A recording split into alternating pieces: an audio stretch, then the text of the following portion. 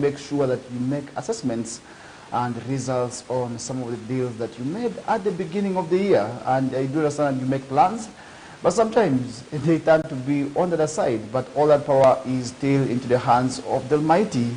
And that's why we say, even if things don't happen according to your wish, but as long as you make strides to achieve, that is the beauty, because you may fail now, but tomorrow you will still be able to make it. And that is why we are saying, do not give up. Continue doing it in the best way. Continue persisting. And at the end of the day, you will surely achieve what you want to achieve. And to the people in schools, the learners who are doing examinations, we want to say thank you so much. And success, we want to see you excel. And that is where I want to thank the candidates. And I want to pray for them that the Almighty blesses them as they are doing these examinations. Today, I don't understand, many of them may not be having papers. Others I could be out there now trying to read, because in the second week, in the third week, usually people start having missing papers. And this is where they have challenges at school. I remember during our time when some of our colleagues had to be packed and sent home, and they had to come and do the other remaining papers from home, just because they had now become a challenge, and they started loitering in this week's social media, because for them now, they're used to the examinations. Within this period now, people do not fear the papers.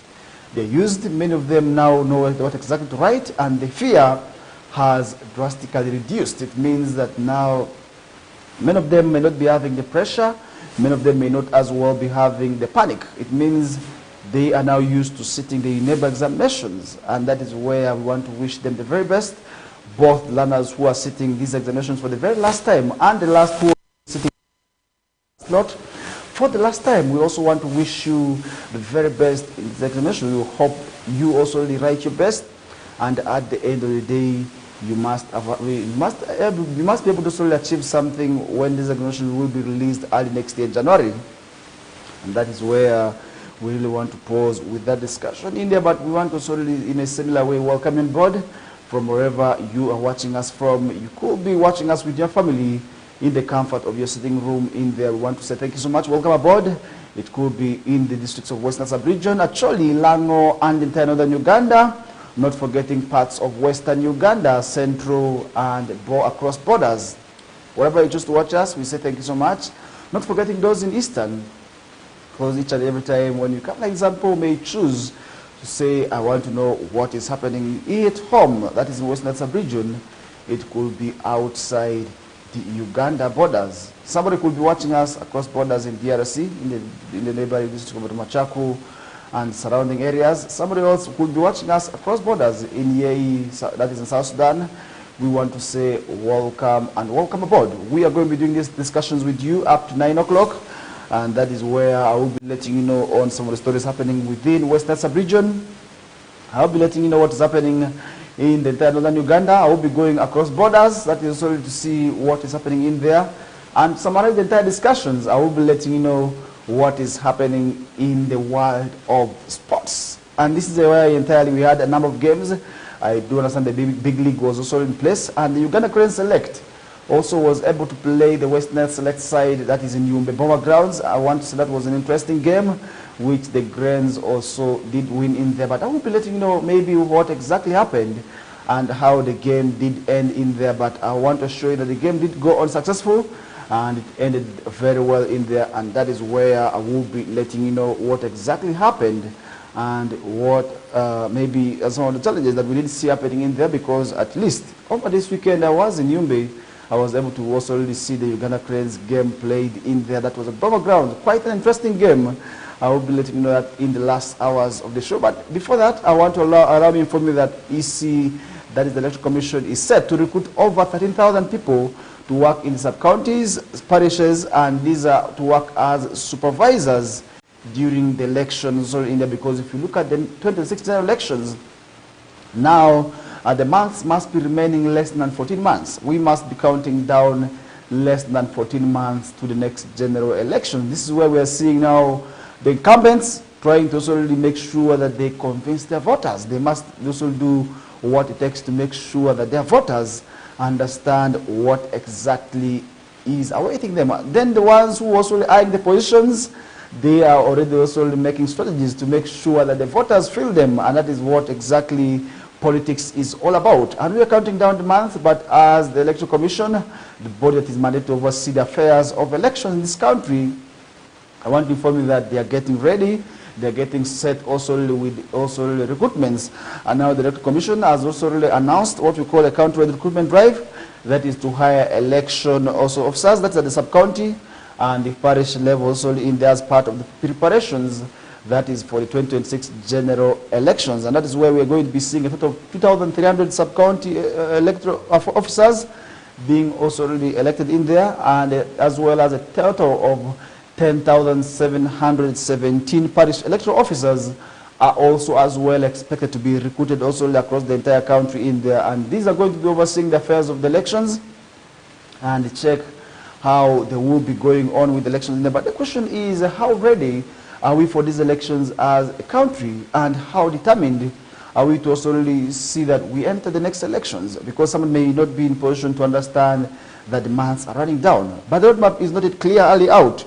What exactly are we likely to anticipate when the time comes in? These are questions somebody out there may be in position to ask and want to understand as we talk about the next general election. But then the question also really I should be asking myself this morning is that, how ready are we for these general elections? Maybe as a state, are we prepared? Are we getting prepared? Are we ready? These are questions that we feel must be answered. And if not, if we're not ready, what is likely to come our way? These are questions somebody also still may be in position to solely asking. Now, applicants who are also eagerly waiting for this position are advised to indicate the position that they're applying for and specify the area of jurisdiction they wish to serve in. And they must also present a requirement that's of a valid national identity card, which is also mandatory for them to also be eligible also to participate for these also jobs in. Now the Commission also highlighted the importance of the recruitment process, that is to ensure smooth and transparent electoral operations, that is at the grassroots level for the upcoming general elections. And now the recruitment drive is seen as a critical step that's ensuring Uganda is well prepared for the 2026 general elections with competent and qualified personnel that is in place to oversee the affairs of the electoral process in the entire country. That is where I want to now encourage you, my brothers and sisters out there who are eagerly waiting for these positions. We must be able to arrange the required documents in time. The requirement is a national ID, which is a requirement. We must also make sure that we have these national IDs. And this is where, for those whose national IDs are maybe running down, we must make sure that we do the needful, that is of also getting a valid NIN number within the stipulated period of time in order to allow us become that is also maybe eligible voters, because eligible also officers and eligible voters as well, because if at all we do not have these documents, then when the right time comes, when we will need these opportunities, when we have chances, we will miss out, which may not be good. And that is where I want to also ask now those who are eagerly waiting for these positions, we must start arranging ourselves now, and that will allow us go on and have these opportunities in there. Now, leaving the story aside, there's a man who is seeking for police intervention after his wife abandoned him with a 2-month-old baby. What could have happened? I didn't know women as hard people, but to the extent of abandoning a baby, what could have happened? These are questions so the man should be able to answer and let us know what has gone wrong in there. Now the 50-year-old man that's in Kalungu district sought for police intervention. That is after his wife abandoned him with a 2-month-old baby for 2 days, leaving him struggling to take care for the child in here. That is really quite sad. A 2-month-old baby is really still a toddler. How do you abandon such a baby with your husband? Even if you have challenges, how do you deal with these challenges? And is it right for you to abandon this baby? What if this baby you are abandoning dies? God forbid, but really it happens. What do we, because this baby really is still dependent on breast milk, what could be done to this woman, and what really do you think will have gone wrong? I really feel there's something that this man should have done or should not have done, maybe that could have prompted this woman to abandon the child, just without any reason you find abandoning. It's really quite sad. And that's why we are seeing now a man in the names of Joseph Mboneka A resident that is of Chinogola village, that's Kaliro sub-county, arrived at Kalungu police station visibly exhausted with his infant in his hands there. And he explained that the wife, who is a 20-year-old Resti Wanyana, had left their home without warning and hadn't returned for 2 days, overwhelmed and unsure of how to handle the situation. And he turned to the authorities for help in their, you are 50 years old and you're marrying a 20-year-old. What is the age bracket and how big is this? And what are the repercussions of this? These are things that which we feel also must be able to be identified before we get into marriage. Because marriage, usually the priests and the imams say, is not a bed of roses. In most functions I've attended, I always hear them warning that as you're entering into marriage, be prepared. That is not as you think. It is not always that you're going to be celebrating and jubilating of love, love, love. There are chances where you have issues. And this is where we feel people should be able to understand. And a 50-year-old getting married to a 20-year-old, I believe the age bracket is still quite huge. And there should have not also been a challenge of also making sure that these people have issues. And speaking to journalists, Mboneka recounted the events that led also to his wife's disappearance. And he said they are preparing to head that to the garden, performing with Resti when she suddenly also vanished in there. And this is where it is a challenge.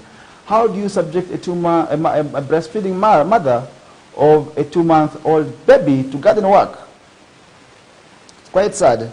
And after 2 days of struggling to manage both the child and the household, Mboneka sought help, that is from a friend, together with whom they found Resti living with another man. Really quite sad and quite embarrassing. That's in Kawule village, further deepening Mboneka's frustration. And he accused his wife of being addicted to drugs, particularly marijuana, and also claimed that his addiction had impaired her mental state, leading to her abandoning the child in there. And this is where we now expect also the family interference. Because this is a woman who is supposed to be married, but then leaving to also live for another marriage is really where I feel something should have maybe gone wrong, and it could be actually a drug as alluded, which could have as well contributed to this. But then I feel there's something bigger that could not have also gone well in there for this woman to reach the extent of abandoning the 2-month-old baby, moving to another man. These are two issues which I feel are really quite difficult to understand, and I feel at the end of the day, there's something that needs to be done. We may be talking about this happening in Kalungu, not knowing a same scenario is happening in Omoro, the same scenario is happening in Abim, the same scenario is happening in Maracha, or it could be happening in Zombo. But we're saying, how do we deal with such issues? Because we may be talking about it being very far from us, not knowing same scenarios could be happening within our jurisdiction. So I think it's quite important for the area local one LC's chairpersons to understand that exactly family is something that they need to check on. And they need to also understand that if in case families are having challenges, then they must intervene. I love my LC, when there are issues, families tend to report to him and he guides. And that is where we want to also appreciate him and also hope that the rest of the LCs also have issues. And that's why we realize that the issues of domestic violence or gender-based violence, how we prefer to call it, have very small cases also in my area in there. And that is according to the interference of the LC1 chairperson plus the security officers who are always in place to ensure that the security of the area is guaranteed. And that is where we hope also the same scenario should be able to be also taken in. And now, despite her assurances, police expressed concern for the infant's safety and well-being, and after also really hearing both parents' accounts, authorities decided to also remove the child from their care. And that is temporary. Now the baby was taken to children's home in Kalungu for protection, while investigation to the matter continued. Now Mboneka is devastated by the wife's condition, and stability it caused also really hopes the police intervention will lead to long-term solution, both for the safety of our child and for his wife's recovery. And local authorities have also really expressed concern and expect to also provide further support to the family, and the welfare of the child remains the top priority of the investigation to the family's also the situation, and that's where we are also looking at.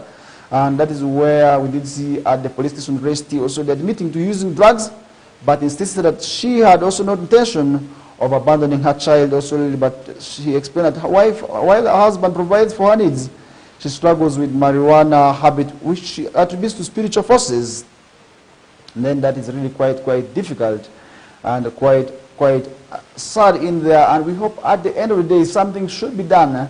That is to make sure that both parties are safe. Because if both parties are not safe, then it will really become a huge challenge to also really deal with at the end of the day. But that's where we're going to also really look at and leave that story aside.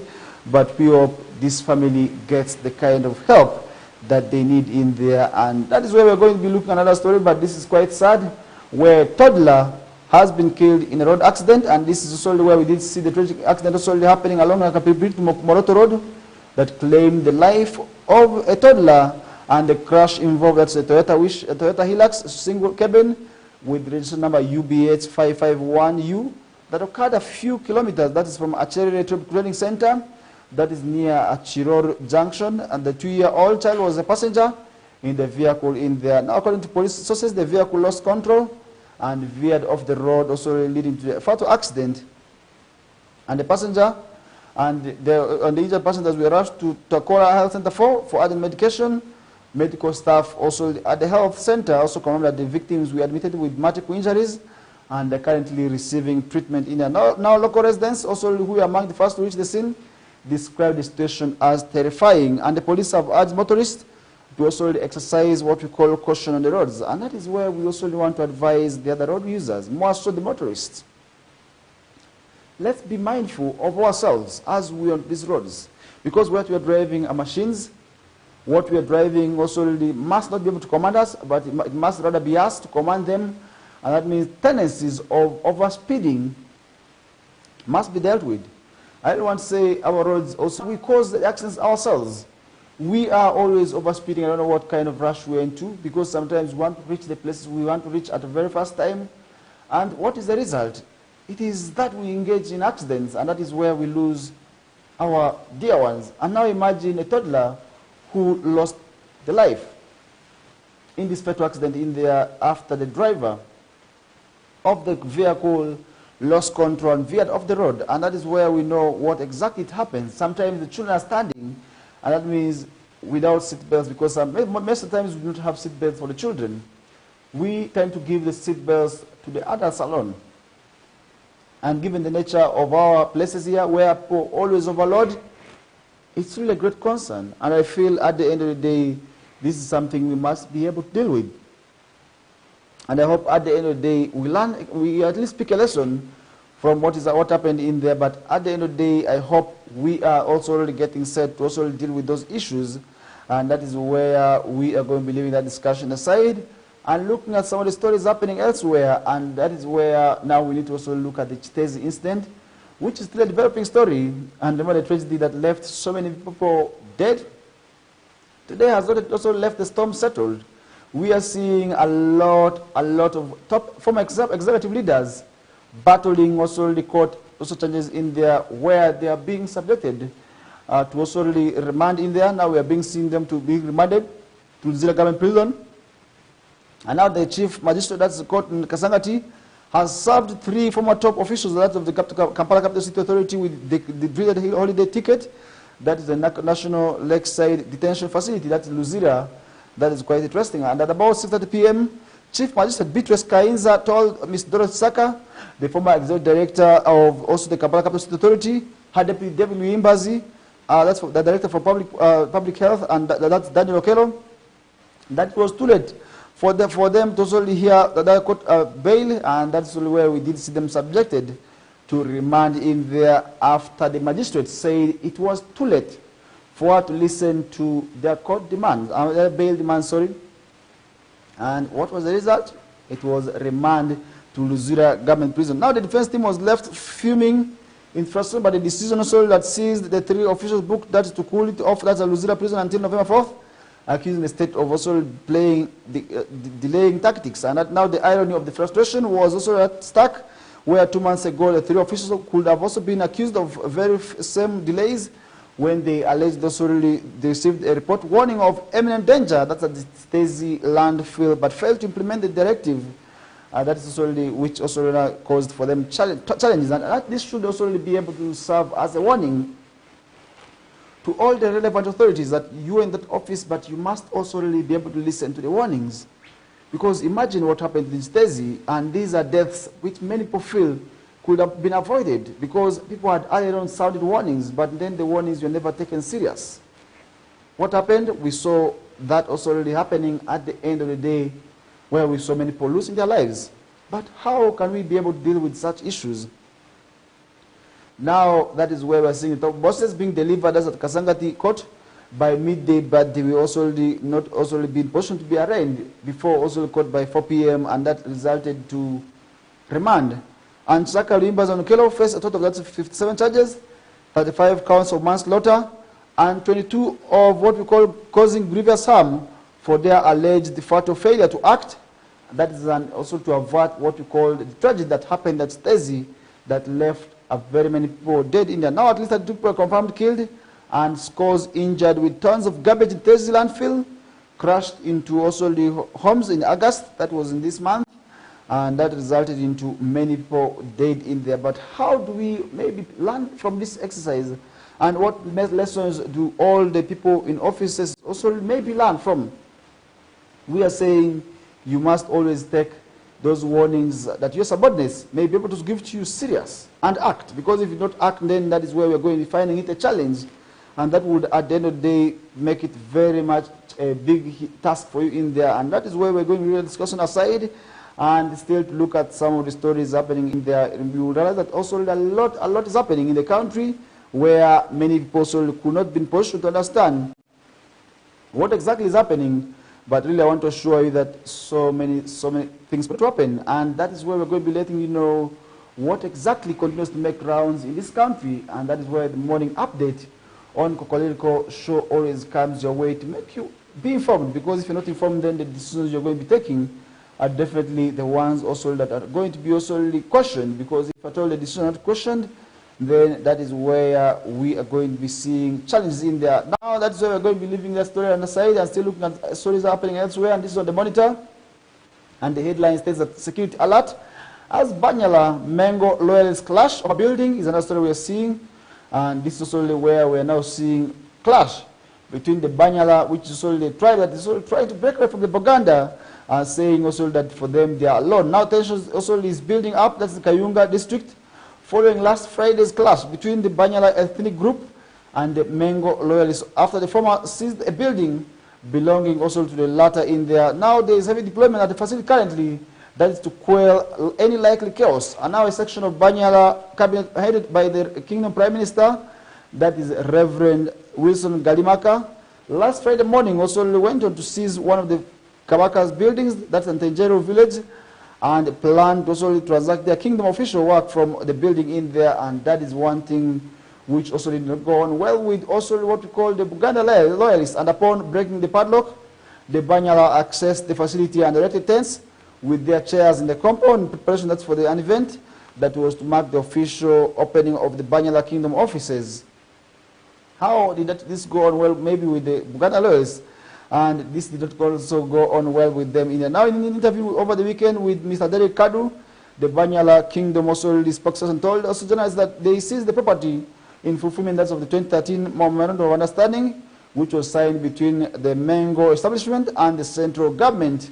And now the contested building also also housed the office of the Kayunga Resident District Commissioner, as well as the district internal office upon relocation to the Nigerian police officer in charge of work. That's only where we did see also now the facility becoming vacant in there. Now at about 7 a.m. last Friday, some Mango officials who reside in one of the Kabaka's buildings at the Tenjero village were shocked when they found tents and chairs at the facility, and that is exactly what caused the challenge. Now at about 6 Bunyala Kingdom officials stood outside the building, and it was that point that the news seizure of the Kabaka's property began spreading and drawing hundreds of Mango loyalists and local Buganda Kingdom leaders, that is to the scene in there. Now a verbal duel ensued between all the members of the two ethnic groups, with some Mango loyalists and also attempting to beat up the intruders, and that is what exactly we did see happening in there. But then how do we seize the property. And if the Banyala are claiming to first of all take the building in fulfillment of the 2013 Memorandum of Understanding, what procedures did they use? Because I feel this is like a coup. How did this happen? But then at the end of the day, I feel many people may not be able to understand what exactly happened. Now that is where we found challenges. But how do we deal with all these challenges and make sure that people do not also get in bloodshed? Because if at all this is not dealt with, we are going to be seeing people losing their lives. Because it is really not an easy thing. People love their tribes.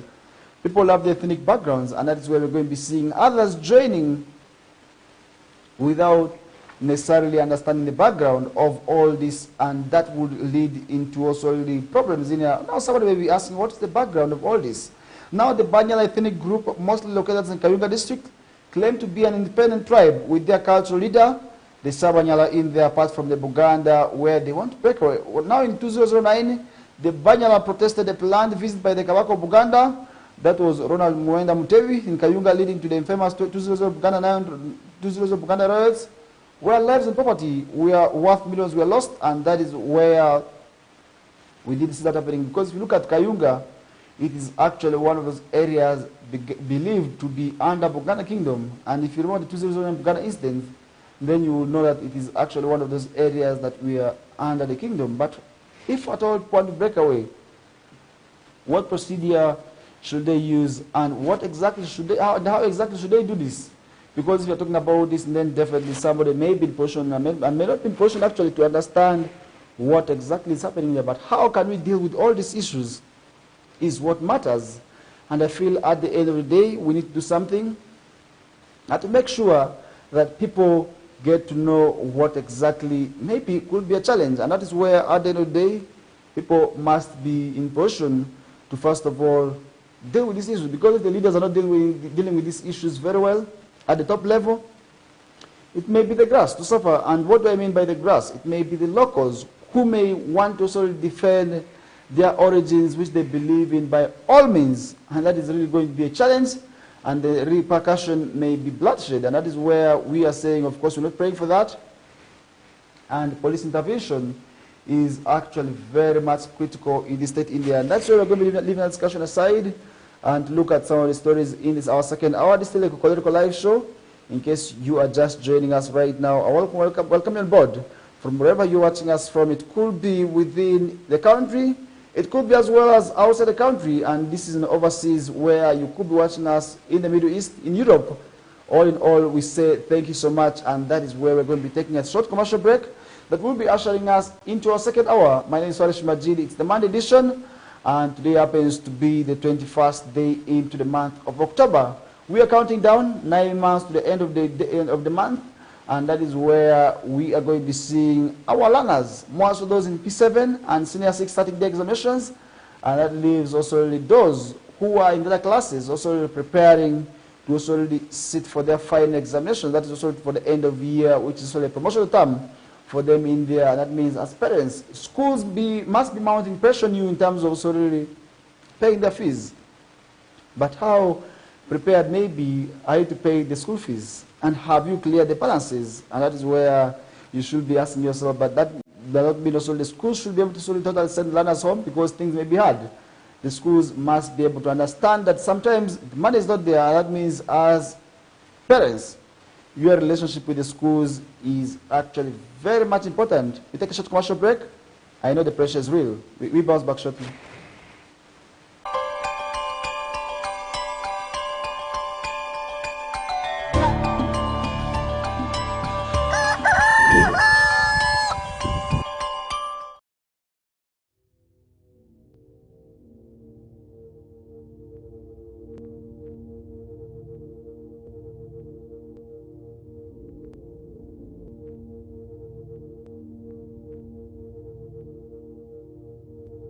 West Nile TV, lighting up the region.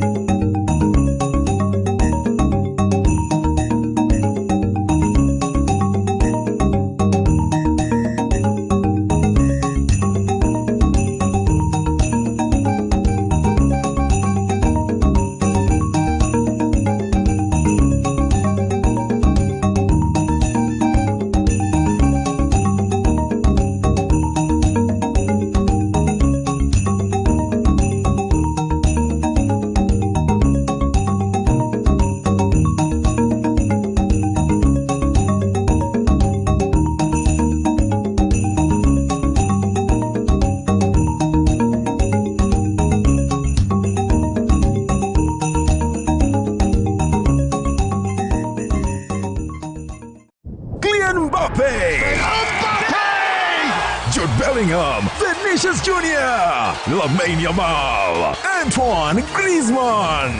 La Liga comes to Star Times. A wild celebration! The big stars, the tiki-taka football, Real Madrid and Barcelona live in your living room. Real Madrid, the team of dreams! Catch all 380 games live and in HD on Sports Premium, Channel 259 and Channel 246. Starting this August 15th. Subscribe to StarTimes Classic or Smart Bouquet at 36,000 Uganda shillings to enjoy the football experience affordably. StarTimes Football and Limited Passion.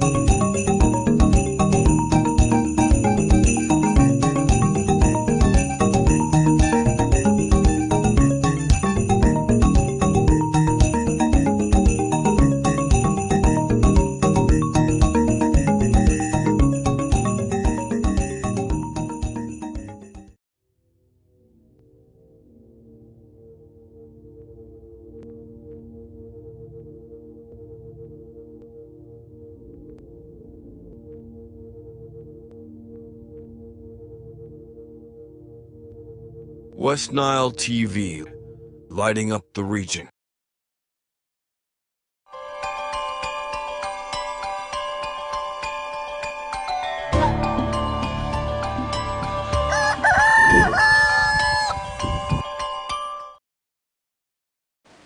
All right, welcome back from a short commercial break. We are into the second hour of the show, 6 minutes down the road. And that means we need to look at some of the stories happening elsewhere. But now the question as we want to start our second hour is it right for the LC5 chairpersons to be made signatories to the local government accounts? Because as per now, it is only the chief finance officer and the town clerks and cows who are also really allowed to be signatories under this new development, under this current development. And now the LC5 chairpersons also really want to be made signatories.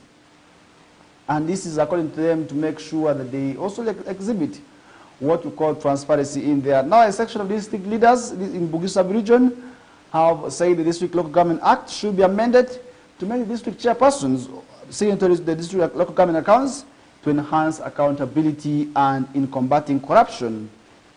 And this comes after currently where the law allows the chief administrative officer and the chief finance officer only to be signatories and principal signatories to the district accounts, where the LC5 chairpersons are not excluded. And that means that is necessarily something which we must also now be able to ask ourselves this morning.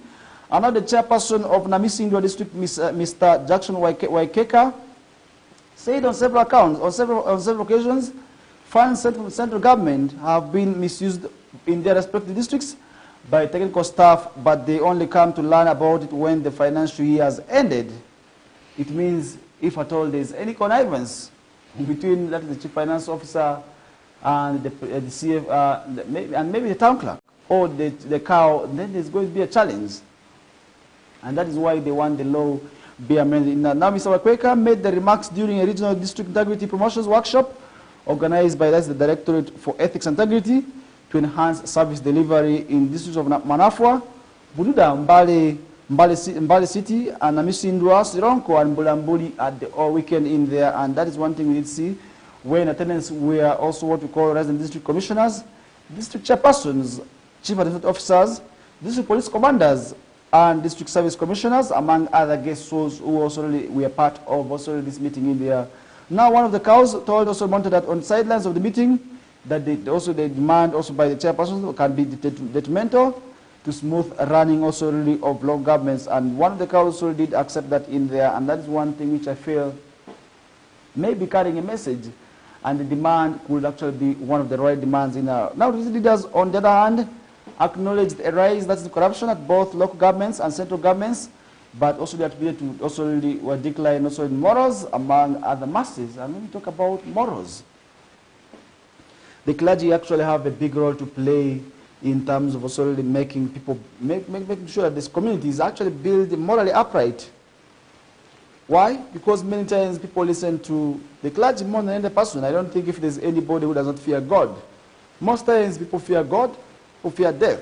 It means the clergy must make sure that people also really are morally built upright, and that means the leaders who are also really empowered in mainstreaming national and ethical values among other families, youth and children expected to also really maybe work towards doing that, but they express disappointment with political leaders whom they say have failed to lead by example. That is to inspire the next generation so in the country. And Pastor Noboth Olupot said the current leaders, also really including the elderly, this should be blamed for the generation of morals and corruption also really in there. And we did see Mr. Nicholas Abola, the Commissioner of Communication and Information at the Directorate of Ethics and Integrity, said that religious leaders should support the government in fighting against corruption because they possess what we call a unique advantage in reaching large congregations that is regularly in places of worship. And that means it is actually quite interesting for them to also really join hands to make sure that each and everyone is in the fight against corruption. And Mr. Jasper Roborama, the Assistant Commissioner of Religious Affairs, that's the Director of Ethics and Integrity, say the enactment of national ethical value policy will also help tackle unprofessional behavior such as corruption. That's in both public and private affairs. And recently the team of also the Director for Ethics was actually in Arua City, and where they met a number of people, but then the same issues slowly appeared. But the Permanent Secretary, the Director for Ethics and Integrity, Mr. Alex Okello, asked the members to also do what it takes to also make sure that the issues of reducing corruption is actually dealt with. And that is where we hope at the end of the day, people should be able to learn lessons from that. And that is where we hope at the end of the day, there's a lesson you pick for yourself. Let's start fighting corruption right from the family level. Let's check ourselves. Let's check the kind of children we are raising. Are they the ones who are corrupt? Or we can explain. That is where we need to make sure that we do that. But then basically, the spiritual nourishment is a duty that is entirely in the hands of the clergy, and that is where we expect them to do their work very well. And we must also be able to support them as members of the public as they are doing their work to make sure that we do not exclude them. We do not also miss out on some of the opportunities to make sure that they are supported. And that's where at all times we must be in position to also support the clergy as they are doing their work. And that is where we're going to be leaving our discussion aside.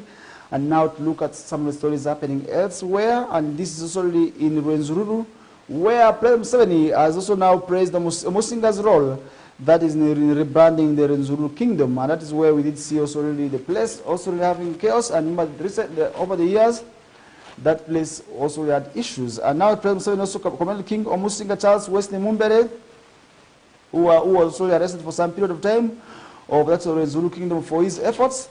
That's promoting peace since his return from nearly 7 years of incarceration following his arrest in November of 2016. And his arrest occurred that after the UPDF raid, also that did take place in his kingdom. Or that's where we did see also a number of visual also guards being arrested, and what did happen, what did see resulting at the end of the day was numerous deaths, because the subjects who tried to intervene, we did see that happening, and many of the people also died in there. And the king returned that solely on October 4th of 2023, and in a major speech delivered by the Vice President, retired Major General Jessica Lupo, during the 58th coronation anniversary, that's of Musinga Mumbere, on Saturday at Golf Course in Kasese Town, the President, His Excellency Yoweri Museveni, praised the king for rebranding the Zulu Kingdom, also, and he emphasized the cultural institutions are vital custodians of heritage and also play a crucial role in fostering peace and unity.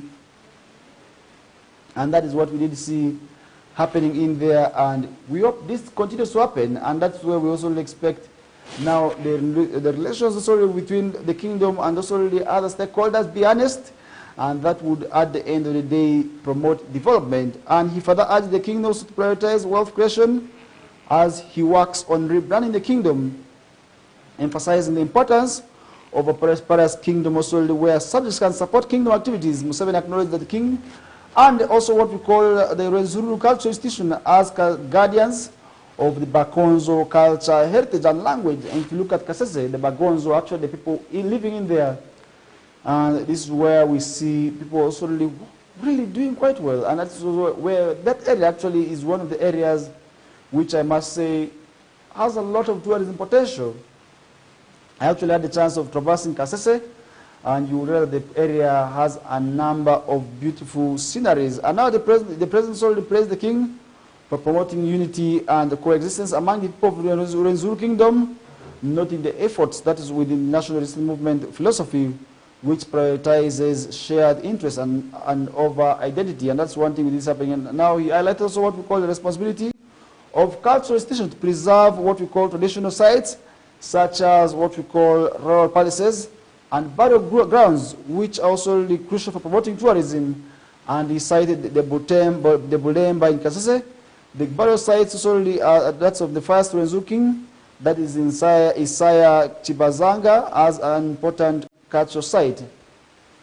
Mr. Museveni also did go on to remind the audience that the National Resistance Movement government restored cultural institutions to mobilize the people also for stressing the need that's to combat poverty and underdevelopment that is also in the Rwenzururu Kingdom. And he identified also the subsistence farming as a significant stride that's in combating poverty, and that is where he encouraged people also to join hands, that's now to enter the money economy of agriculture, and that is one area which I feel also should not be left out. And in his address, Musinga Mumbere urged his followers to engage that's in extensive agriculture and tourism activities, advocating for the planting of valuable crops like coffee and cocoa to achieve what we call self-sustainability and improve on living conditions of people in there. Now the king also went on to appeal to the government to secure better farming markets for agriculture and the tourism products, enabling farmers to earn more money from the sectors in there. And that is where the king also did go on to ask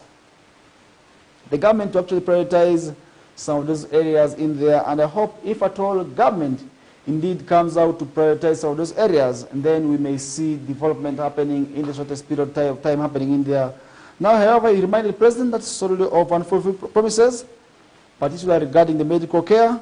And he said, when I met President Museveni at the State House in Entebbe last December, I was promised specialized treatment abroad due to my health issues, but up this year, this has not happened, and that's also where we did see the king also making that plea. That is before the president in there, and the Kasese district also the chairperson Elifaz Muhindi Bukombi emphasized the need that's also for support for the royal guards. Many of them will return also to find their homes destroyed and their families affected, and that's why we did see also that happening. And he also highlighted the plight of the mudslide and flood victims living that's in entirely displaced persons camps. And remember, Kasese has been having challenges when it comes to that river, one of the rivers that also has caused challenges in there, and up to date, that area is still facing challenges, and that's where we did see also that the king also making that demand in there. And the State Minister for Gender and Culture, Ms. Peace Mutuzo, announced that the government is producing 2 vehicles for the king to facilitate his movements, and that's also to meet his subjects. And she also noted also an increase that's to a monthly funding for the council leaders. That's from savings 5 million to 60 million. That's to help cultural institutions, and that's also where we see that happening.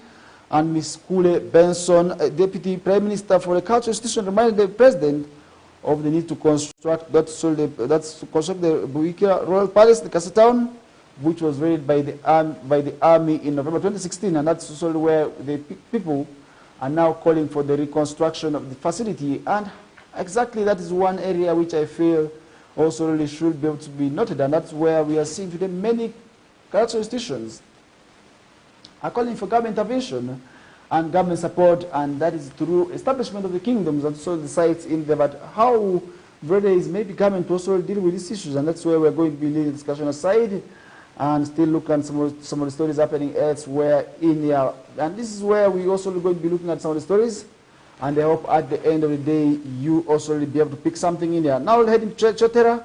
The Chotera leaders are up in arms over the late market works, and that's one thing we are seeing. And if you look at Chotera, which is actually neighboring Masaka, one of the roads and one of the districts also that is neighboring Mutukula, which is another bordering town, that is to the Democratic Republic of Congo, to explain the delayed commencement. That's Mutukula regional market, which has failed to also take over 4 years after foundation stone was laid, and now the Shilling 2 trillion project was started. That's in 2020, but stalled a few months due to the COVID-19 outbreak.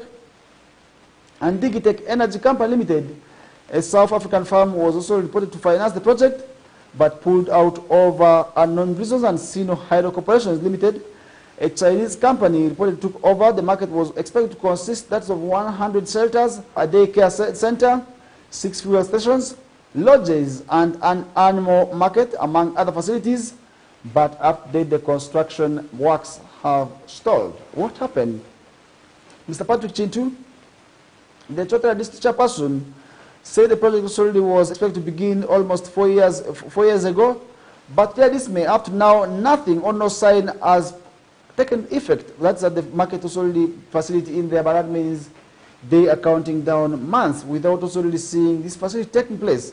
And the market watch was supposed to be constructed in Kasambu, said that's Mutukula Town Council, which also really was expected to bring together manufacturers, distributors, wholesalers, retailers, consumers from all over East African region in a bid that is to also really boost trade activities. But what exactly happened? Mr. David Mojasi, the Mutukula Town Council chairperson, said the traders also in the area are now losing hope in the proposed market. But what exactly happened? Mr. Suleiman Khalid Mwanda, a resident of Mutukula, also the town council, is among the many Ugandans who promised to benefit from also the regional market when it is complete, but up to date, nothing. And that is where we are seeing, he said also in 2013, he paid shillings 1 million to the promoters of Mutukula regional market, and was promised to get 2 stores, and up to date, nothing is happening. And Mr. Zurufa Nachimera, a resident of Chotara Town Council, that's in Chotara District, also said they were also in a telephone number where they were also using to link up with the promoters of the project, but up to date, nothing is happening, and the promoters have permanently switched off the telephones. And that is one thing we need to also investigate. Could it be a project that was to scam, or some individuals already took advantage of this project that is to scam the locals? And that is one area which we feel at the end of the day should be able to be investigated, and that's where we expect government to now come out and explain what exactly could have happened in there. And the monitors learned also that the promoters of the project had also opened up an office at the Mutukula Town Council, which has since also been closed, and the telephone numbers as well of Mr. Majid Karamaji, which appear also on the project website, are also not going through. Could it be that some of the Majids have also taken advantage? That is to scam? Definitely I did not know, but Mr. Karamaji was a key promoter of the project, and up to now his forward is off. And Mr. Apollo Mugume, the resident district commissioner of the Chotara district, said the main role the government played was to allocate land also to the investors, which was fulfilled, and that is where investigations and what maybe could have happened is where they are going to be investigating. Now, upon completion, the managers of Mutukula regional market, we expected to work closely with also what we call other markets such as Kaperingura, Mutukana, Kacheliba, Loro market in Kenya, Ariwara market in Congo, and Bunazi in Tanzania, to also make sure that there is also trade in this area in there, and this is supposed to be a regional market. That means traders from DRC will still be able to come here, traders from Rwanda, traders from Tanzania, traders from Kenya will still be able to sort of come in there, and that's where we're expecting retailers, wholesalers, and many other traders to sort of be able to benefit from this market. But up to date, nothing is happening.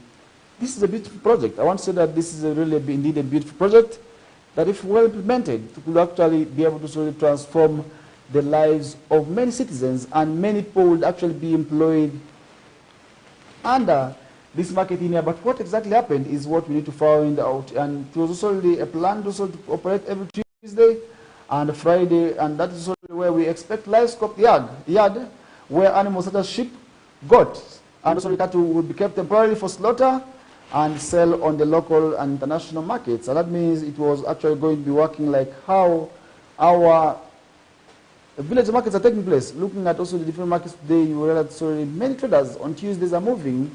On Thursday, I see many people on vehicles. It means that this is actually how it was going to be working. And if you look at Mutukula, it's on the extreme southern Chotara district, at the international border between Uganda and Tanzania, and the town is approximately that's 205 kilometers by road from Kampala. And if you look at really the Mutukula border point, this is actually where we did see history. And if you people know history, then definitely you should be able to reflect on what exactly maybe roles he played really in some of those issues that also we did see in this country. But that is where we're leaving the discussion aside, and we wouldn't wish to also enter in some of the discussions in there. But definitely Mutukula border point is actually one of those areas attracting very many traders from the neighboring Tanzania, because from there Tanzania is actually a very few meters, just like how it is from Oraba to Sudan. And that is where we are going to be leaving the discussion aside, as we're just counting down 6 minutes to wind up with this half of the second hour in there. That will be ushering us into the final half of these discussions. But entirely today, I want to show that we are going to be summarizing, as always, with what is happening in the world of sports. But before that, really there are still lots more happening, and that's where we also need to let you know of what exactly is happening in the country. I really want to show that so many issues going to happen. And as KOKOLIRIKO live show, our mandate remains to keep informed, and that's where we're going to be letting you know of what happens in there. But really, President Museveni did go on to hail Christian values that at Uganda Matters coronation anniversary, and that's in the Vatican in there. And now the Vatican City, which is in Rome, this is a story that is coming from that side in a way. Uganda's President Museveni has praised the impact of Christianity on his country, marking the 60th anniversary of coronation, that's of the Uganda Matters. And in his speech read and delivered on his behalf yesterday by the Deputy Speaker of Parliament, that is Thomas Taiba, President Museveni also highlighted the value addition that is Christianity has brought to Uganda, introducing scientific knowledge, education, and social values also in there. And that is where we did see the President, His Excellency Yoweri Kaguta Museveni, appraising the people brought Christianity to Uganda in. And now the ceremony was led by Chief Celebrant, His Eminence Cardinal Peter A.K. Turkson, the Chancellor, that's also of the Pontifical Academy, that's of Sciences, and Special Envoy, that is France in there. Now the President noted that Uganda's indigenous groups also really believed in one God, that's Ruhanga Nyamuhanga, but Christianity enhanced this understanding. And he credited Christian preachers with introducing what we call scientific knowledge from Europe, reducing disease burdens, for example, boiling milk, that's to prevent diseases, which was a practice introduced by the missionaries in there. And Mr. Museveni also did go on to emphasize Christianity emphasizes on values like resurrection, loving one's neighbor, and hard work. And these principles are guided by Uganda's movement during armed conflict, blending also positive cultural practices with Christian teachings. And commended also the symposium's themes, including us preserving nature and promoting social and environmental issues. And Cardinal Peter A.K. Turkson, the Special Envoy of Pope Francis, has urged Africans to draw inspiration from Uganda Matters, who were colonized 60 years ago to build a brighter future and foundation also on faith, integrity, and transparency. And that's what we did see the President also did really acknowledging that. Now, Cardinal Turkson hailed the Matters as true Africans transformed by gospel into worthy disciples of Jesus, and he emphasized that their significance in shaping Africa's Christian identity. And that's one thing that is happening in there. And we hope at the end of the day, you who is watching me as a Christian, you must be able to also uphold some of these values that also are being asked of you. You must be able to also talk about integrity, which is really quite interesting and really quite important. and we must also really be able to love God. It's really the most utmost. Also, we must be able to sort of cherish and also honor in there, because if you do not love God, then definitely you are going to be having challenges in this world. And that's where we're going to be discussion aside and to look at some of the stories happening elsewhere, as we're just counting down 2 minutes to wind up with this half. That will be ushering us also really in some of the stories happening in there. And that's where we're seeing a teacher, this on the Nile Post, is in desperate battle that's against breast cancer, and seeks for ceilings 128 million for treatment in there. And today when we talk about breast cancer, it is really a great concern with many women going through it. But how do we also deal with these challenges? And what exactly causes this is what medics need to identify, and also to find out, so that also our mothers today who are losing their breast also really to cancer, also dealt with. And the secondary school teachers appeal to public health. That's as she faces a desperate battle that's against breast cancer. That's where we're seeing Miss Pamela Okwenda, a mother of one and teacher at Kashongi Secondary School in Kashongi Sub-County, is battling aggressive form of breast cancer that requires advanced specialized treatment only available abroad. And that means she has to be transferred outside the country. Unfortunately, the cost of treatment exceeds her wildest also imagination, as she is required to also have 108 million. And Ms. Okwenda also was first diagnosed with breast cancer 2 years ago, and despite undergoing chemotherapy, this also has turned and also has not also really left her. It means that she has to now get abroad treatment from abroad, and that means as well wishers, we should be able to solely support her and find out how best we can be able to solely support her in there. Because we look at Uganda Cancer Institute and other organizations continue to solely face challenges, and that is where the government of Uganda today is planning to solely establish what we call regional cancer centers, and that is to help reduce on the overcrowding. That's at the Mulago facility, and because you move to Mulago, then you will know what I'm talking about. The facility is always overcrowded, where people are forced to sleep on the verandas, others sleep outside. Really, it's quite difficult. It means supporting this by establishing regional facilities is actually a great concern, because cancer today has also become a burden where many people today are going through cancer. Looking at the different people who are going through cancer, recently I lost my auntie to cancer. Just like her, many people are today dying as you ask, they will tell you cancer. And cancer was not like how it was then. Today we talk about cancer with many people having it. So it means sometimes our practices, our behavior also must be contributing to that. We must be able to go back to our roots, and that would maybe at the end of the day help us avoid cancer. For now, we are taking a short commercial break.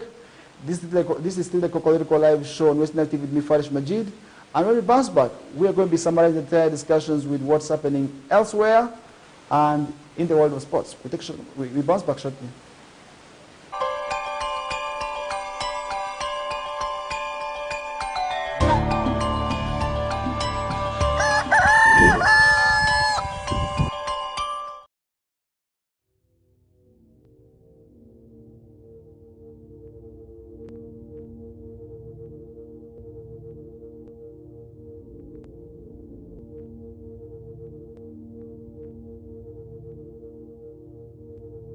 West Nile TV, lighting up the region.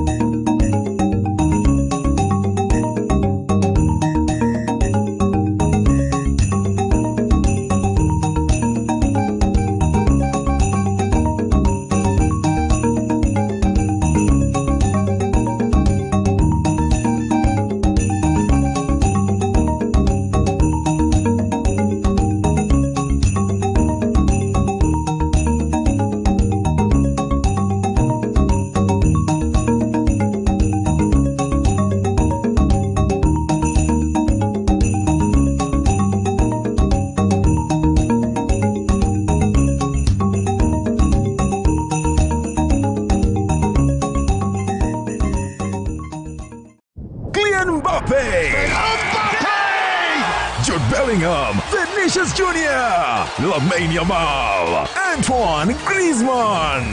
La Liga comes to Star Times. A wild celebration! The big stars, the tiki-taka football, Real Madrid and Barcelona live in your living room. Real Madrid, a team of dreams! Catch all 380 games live and in HD on Sports Premium, Channel 259 and Channel 246. Starting this August 15th. Subscribe to Star Times Classic or Smart Bouquet at 36,000 Uganda shillings to enjoy the football experience affordably. Star Times Football and Limited Passion.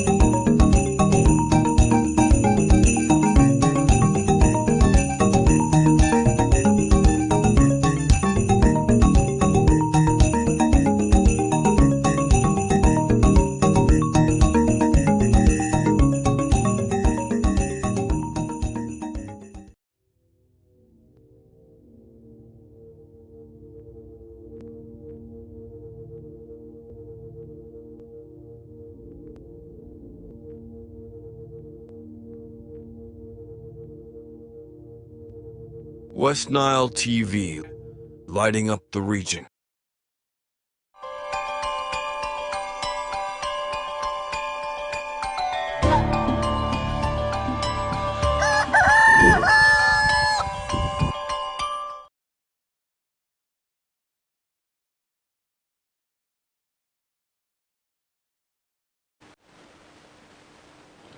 All right, welcome back from that short commercial break. We are now counting down just some few minutes. That's about 24 minutes to wind up with the hour. And this is where we are going to be looking at some of the stories happening elsewhere. And I really want to inform you that so many stories happened over the weekend where in the world of sports, it was really trouble for some of the teams and also really some of the people support these clubs. That means really the weekend could not have gone well on their side. I do understand that Chelsea also lost yesterday. Arsenal, on the other side, also already miserably lost. That was on Saturday, and all that is football. We must not be able to take football so personal because all these things happen, and that's where we are going to be looking at some of the stories happening in there. And before that, inform you that so many things cannot make rounds, and if you look at some of the stories happening in here, we are seeing stakeholders advocating for sustainable solutions that to combat food security. This is on the Nile Post, where stakeholders in the food and agriculture sector have been urged to implement the sustainable and modern strategies to eliminate what we call food insecurity in the country. And this appeal was made on Friday during the National High-Level Policy Dialogue, that is for World Food Day at Imperial Royal Hotel, an event gathered together various stakeholders to explore solutions for achieving food security and fostering a sustainable future that is for all Ugandans in there. Now, during the dialogue, Agnes Chirabo, the Executive Director of Food Rights Alliance. Uganda raised concerns over also the troubling rates of malnutrition and obesity among children despite Uganda's reputation as a food-rich region. It means there's still a lot more that we need to do when it comes to food security. And Chirabo stressed the importance of reflecting on food behaviors, the choices Ugandans make regarding food and practices at different levels within the sector in there. Now speaking on behalf of FAO Uganda, Dr. Charles Owach, Dr. Charles Owach highlighted the climate change is greatly affecting what we call agriculture. It means that there's something we need to do, and that's why we see Dr. Charles is already making that call in there, and emphasize the importance of pursuing sustainable solutions that is tackle these challenges and guarantee the right, that's the food security, that is for everyone in there, and that is one area which I feel we must also really be able to take seriously in there. Now we added so that the transformation of food and agriculture systems is essential in ensuring that food is abundant and is available solely to everyone in there. Now in his message also Frank Mwebase, the Minister of Agriculture, Animal Industry and Fisheries, conveyed the government's also dedication that is to enhancing income security to address food security. And Mwebase pointed out that this year, World Food Day theme is rights to food for a better life and a better future. And without food, I don't know if you have future, because hunger can kill, because if you know how hunger is really dangerous, then definitely you know why it is important for us to have food. And then this goes back to our community members. Today there's really abundance of land in Western sub-region, which many people are not utilizing for what we call food production. You look at some of the areas within also Western sub-region, the land is still abundant and really unutilized. Means if at all we're talking about food security, then it is quite important for us to use this land for planting. And today we are blessed to have the rains, and the rains are actually taking longer, and that means if at all we use these rains for commercial agriculture, and then within no time we will be able to see ourselves getting money. And today the demand is quite high. Recently I was able to see our sweet potatoes being ferried from a rural city to a neighboring country. I was able to see South Sudanese coming to buy the sweet potatoes in large quantities. Then that means the demand is quite high. Why don't we plant the sweet potatoes? Why don't we plant the maize? At the end of the day, it will still be quite important for us to get maybe the necessary markets. And that's where when we talk about food security, and it is really quite interesting for us to be talking about this.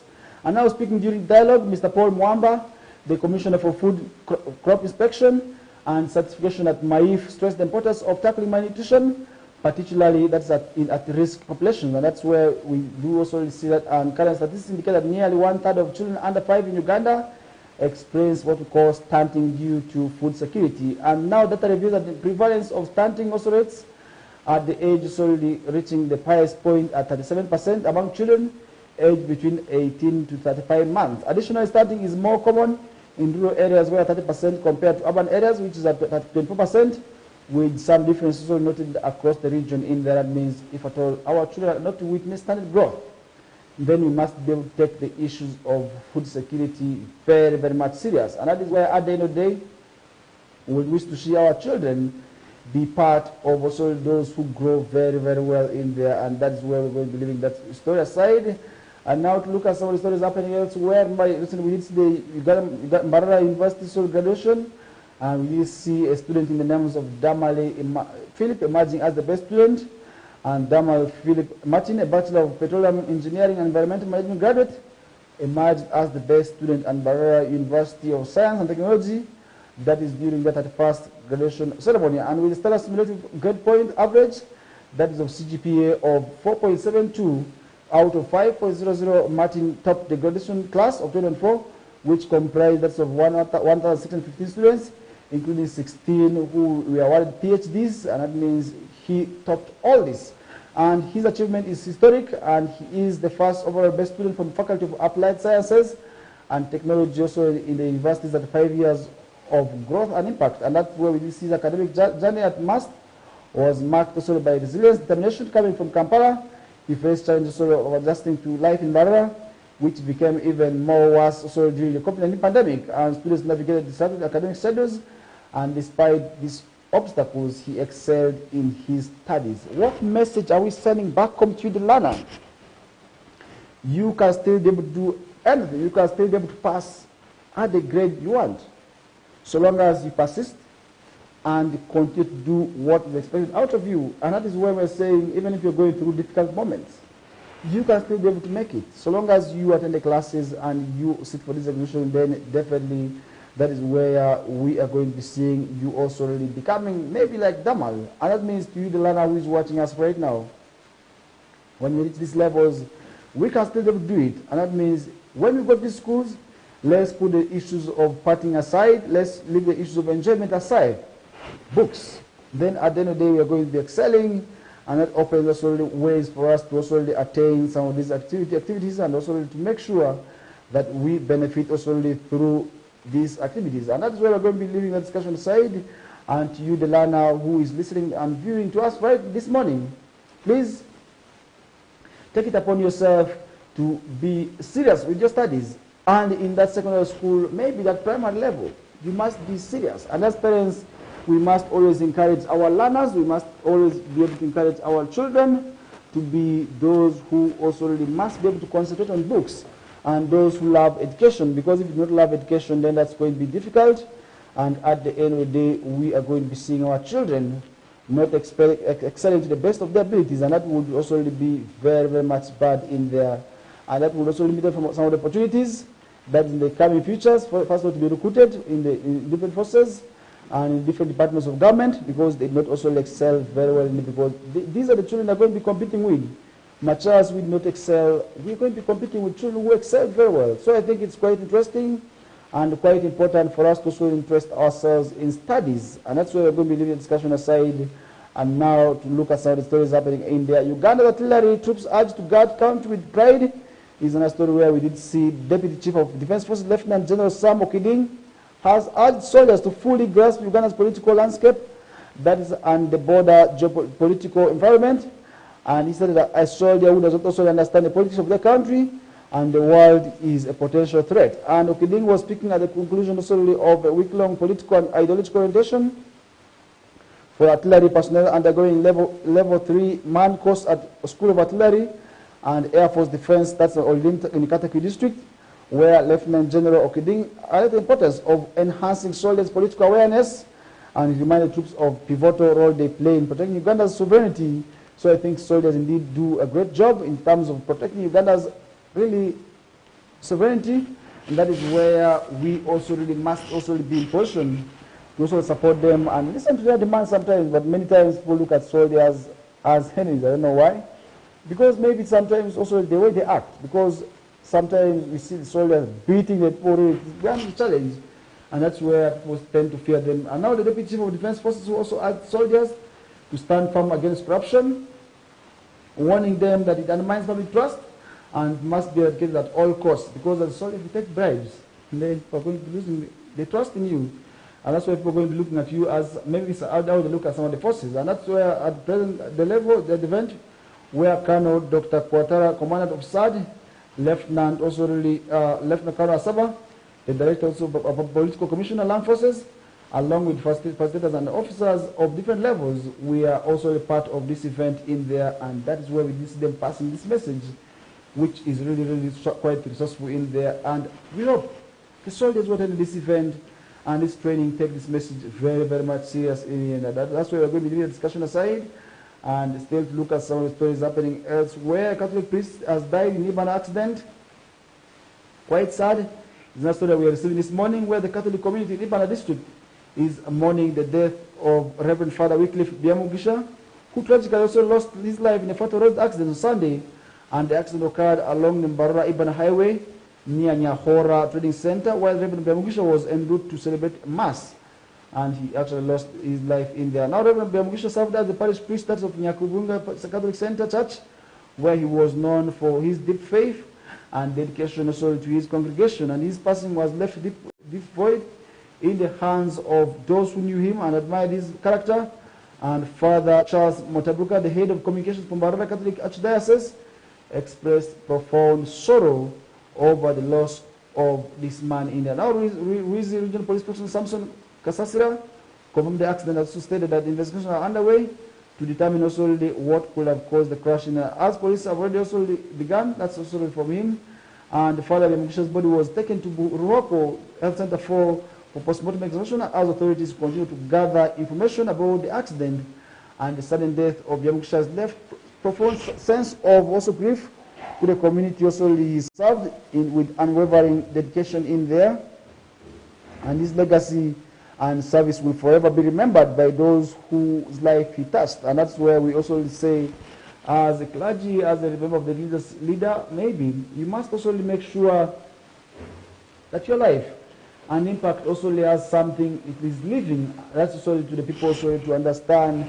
And also remember, for but many times also if at all your behavior is very bad, it's not going to remember you. And that means we must also really be able to do what is expected out of us. And that's where we're going to be leaving the discussion aside and now to look at some of the stories happening elsewhere.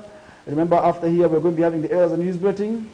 That will be ushering us to also what we call the request hour, and later on many other interesting programs so still will be coming through the course of the day in there. But all in all, we are saying we must also check our behaviors and check on how we are living our lives in there, and that will also be quite interesting for us to also see what exactly we are going, maybe how exactly we are going to be changing our lives here, because if you don't change your life, then definitely that is going to be very difficult for you, and that will also be a challenge for you as well. And that's where we must always make sure that we are doing what is expected out of us, and that's to make sure we deal with also really the great and the great concern. And let's throw aside to summarize the entire discussion with what's happening across borders.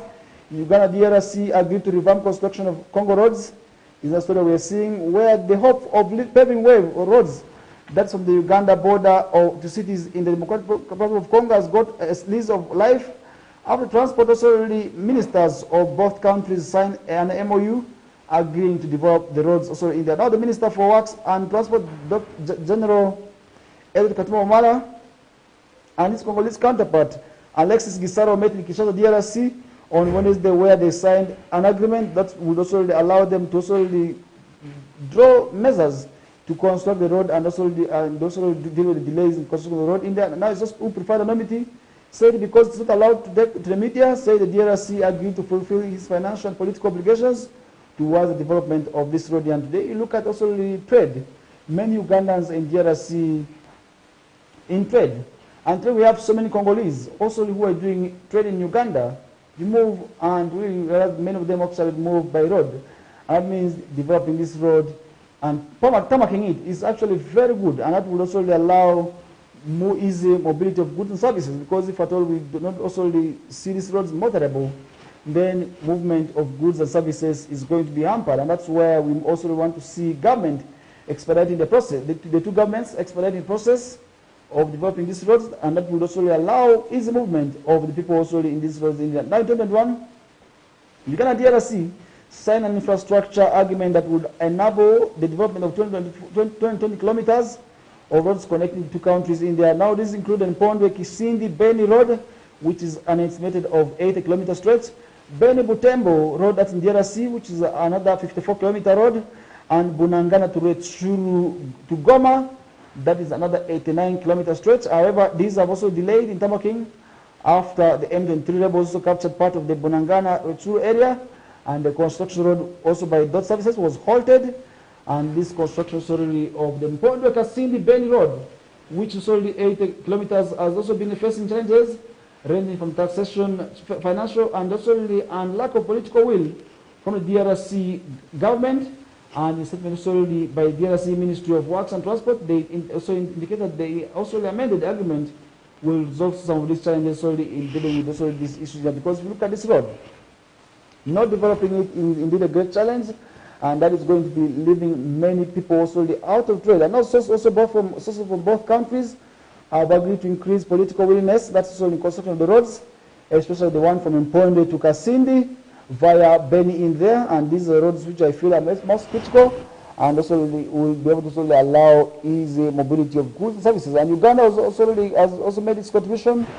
That's the construction also of the Mpondwe to Kasindi Beni Road, but the DRC Congo side said also hasn't done that. And in Mpondwe also the Kasindi Road, Boni has become a key route for DRC also from Mombasa port after the M23 also rebels seized several border points including the one of Bunagana, Isasa, and also others in the southern part of the country, cutting off supplies in that's solely in the areas in there. Most of the Congo solely now is going to the towns that's solely passed through Rwanda, Goma City, and DRC also, both also is where we're seeing today many people crossing over in there.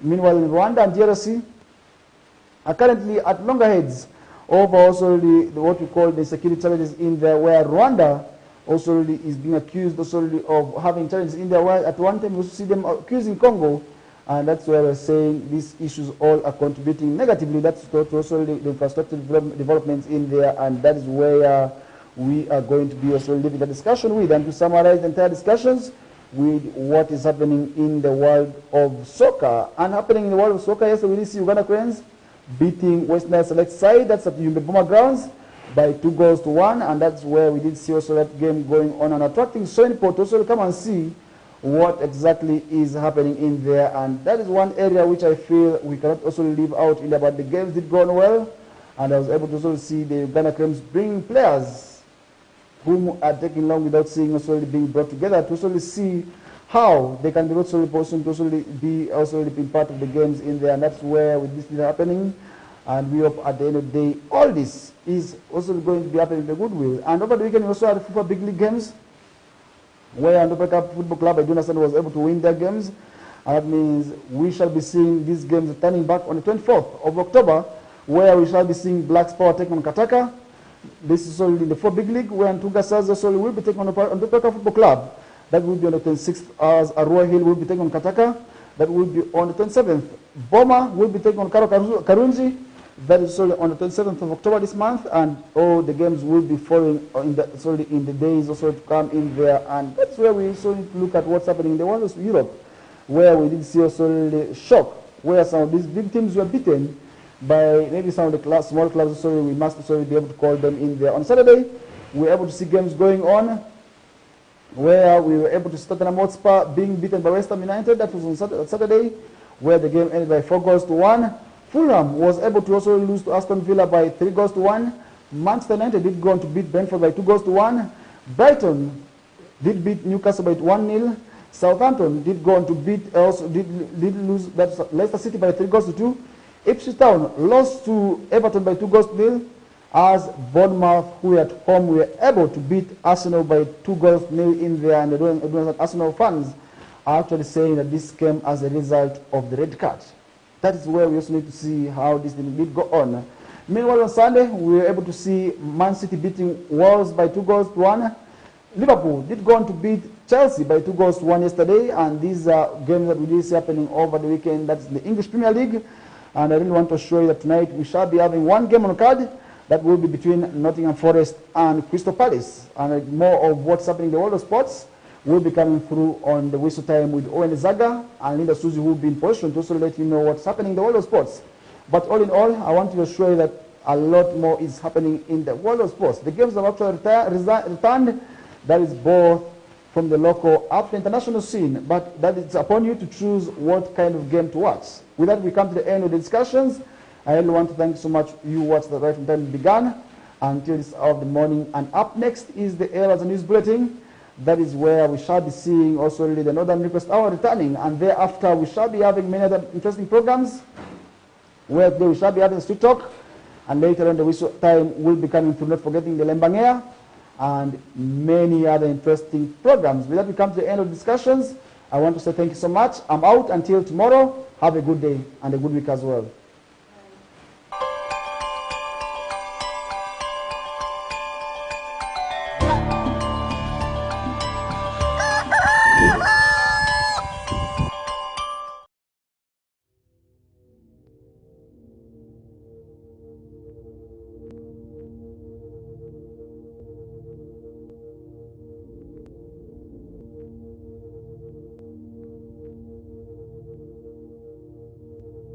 West Nile TV, lighting up the region. Kylian Mbappe! Mbappe! Jude Bellingham, Vinicius Jr., Lamine Yamal, Antoine Griezmann. La Liga comes to Star Times. A wild celebration! The big stars, the tiki-taka football, Real Madrid and Barcelona live in your living room. Real Madrid, a team of dreams! Catch all 380 games live and in HD on Sports Premium Channel 259 and Channel 246 starting this August 15th. Subscribe to StarTimes Classic or Smart Bouquet at 36,000 Uganda shillings to enjoy the football experience affordably. StarTimes Football and Limited Passion.